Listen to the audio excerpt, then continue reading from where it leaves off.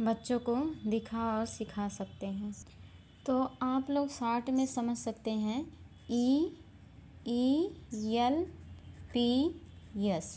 ई का मतलब होता है अनुभव, और यल का मतलब होता है भाषा, और पी का मतलब होता है चित्र, और यस का मतलब होता है संकेत।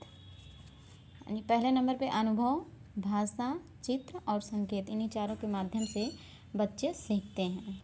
तो हम सभी इस सिद्धांत को क्वेश्चन के माध्यम से समझ सकते हैं। जैसा कि यहाँ क्वेश्चन दिया गया है, निम्न में से कौन सा प्राकृत संख्याओं की योग सिखाने की शुरुआत के लिए उपयुक्त होगा। क्या कह रहा है? निम्न में से कौन सा प्राकृत संख्याओं की योग सिखाने की शुरुआत के लिए उपयुक्त होगा। पहला ऑप्शन है प्रासंगिक स्थितियों के द्वारा अनुभव प्रदान करना। दूसरा ऑप्शन स्थितियों को चिन्हों से प्रदर्शित करना। तीसरा स्थिति को मौखिक रूप से समझाना। और चौथा है चित्रों के माध्यम से स्थितियों को निरूपित करना। तो इसमें आप सभी लोग देखिए पहले नंबर पर कौन सा आएगा। जैसा कि आप लोगों को बताया गया था ELPS। ई का मतलब होता है अनुभव, तो और पी का मतलब होता है भाषा, पी का मतलब होता है चित्र यानी पिक्चर, यल का मतलब होता है लैंग्वेज यानी भाषा, सिंबल का मतलब होता है संकेत। तो सबसे पहले बच्चा अनुभव प्रदान करेगा, तो ये पहला होगा। तो फर्स्ट नंबर पे अनुभव प्रदान करता है यानी ए आएगा। और दूसरे अनुभव के बाद भाषा आता है यानी स्थिति को मौखिक रूप से समझना, तो ये भाषा में आ जाएगा, दूसरे नंबर पे आएगा यानी ए और बी। सॉरी, यहाँ पे बी नहीं, क्योंकि यहाँ तीसरा नंबर तो हम पढ़ रहे हैं लेकिन सी है, तो सबसे पहले ए आएगा, उसके बाद सी आएगा। और तीसरे नंबर पे आता है चित्रों के माध्यम से बच्चा सीखता है, तो ए सी डी और बी, ACD B इसी में मिल रहा है। ये सब तो अलग है, तो इसका मतलब यही सही हो जाएगा दूसरा।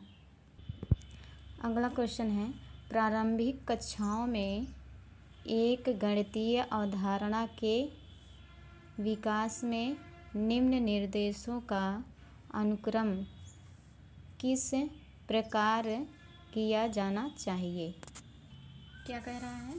प्रारंभिक कक्षाओं में एक गणितीय अवधारणा के विकास में निम्न निर्देशों का अनुक्रम किस प्रकार किया जाना चाहिए। पहला ऑप्शन है चित्र बनाना। दूसरा प्रतीकात्मक प्रतिनिधित्व का उपयोग करना। तीसरा अनुभव प्रदान करना। चौथा भाषा के माध्यम से समझाना। तो यहाँ पर सबसे पहले उसमें ELPS सिद्धांत आपको सिखाया गया था, जिसमें ई का मतलब होता है अनुभव, और यल का मतलब होता है भाषा, और पी का मतलब होता है चित्र, और यस का मतलब होता है संकेत। तो इसमें सबसे पहले अनुभव आएगा, यानी तीसरा नंबर हम ढूंढ लेंगे। तीसरा किस में मिल, तीसरा बी वाले ऑप्शन में मिल रहा है, तो इसको हम काट देंगे और इसको काट देंगे, इसको काट देंगे, यानी पहला और सी वाला ये दोनों कट जाएंगे। अब ए और डी वाले में देखेंगे। अनुभव के बाद आता है भाषा के माध्यम, बच्चों को भाषा के द्वारा सिखाया जाता है, तो यहाँ पे 4 वाले में दिया गया भाषा के माध्यम से सिखाना। तो इसके बाद क्या आएगा? 4 ऑप्शन। अब हम सभी लोग देख लेंगे तीसरा और चौथा किस में मिल रहा है। तो तीसरा और पहला इसमें आ रहा है, तीसरा और चौथा इसी में मिल रहा है, तो इसका मतलब बी वाला ऑप्शन सही हो जाएगा।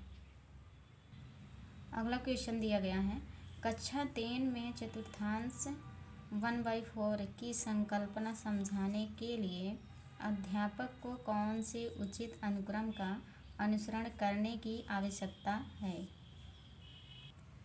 जिसमें पहला ऑप्शन है चतुर्थांश के प्रतीक को श्यामपट्ट पर लिखना। दूसरा ठोस पदार्थ लेकर उसे चतुर्थांशों में बांटना। और तीसरा है चतुर्थांश को प्रदर्शित करने वाले चित्र को दिखाना। इसमें सबसे पहले कौन सा आएगा?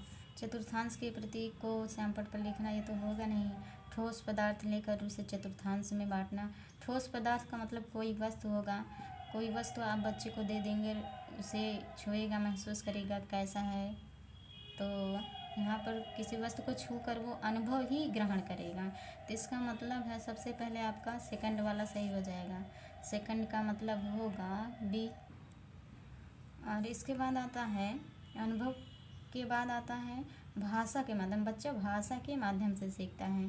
तो चतुर्थांश को प्रदर्शित करने वाले चित्र को दिखाना, अर्थात हम किसी वस्तु को बच्चों को दिखाकर शिक्षा ग्रहण करते हैं, बच्चों को किसी वस्तु को दिखाकर सिखाते हैं। तो यहाँ पर आपका थर्ड नंबर सही हो जाएगा। थर्ड के बाद आप समझ ही सकते हैं फर्स्ट आ जाएगा। इसका मतलब बी, बी और सी के बाद ए, क्योंकि 3 ही ऑप्शन दिया गया है। तो इसमें बी सी ए सी बी ये भी होगा नहीं, बी सी ए ये मिल रहा था, ये सही होगा। यहाँ पर आप सभी समझिएगा, जो बच्चा होता है ना वो ठोस वस्तु के द्वारा ही हमेशा अनुभव प्रदान करता है। कोई भी वस्तु होगा, कोई भी सामान होगा, उसके द्वारा अनुभव ही ग्रहण करेगा। तो ये हो गया हमारा पैमेला लीबैक का सिद्धांत। तो आप सभी को कैसा लगा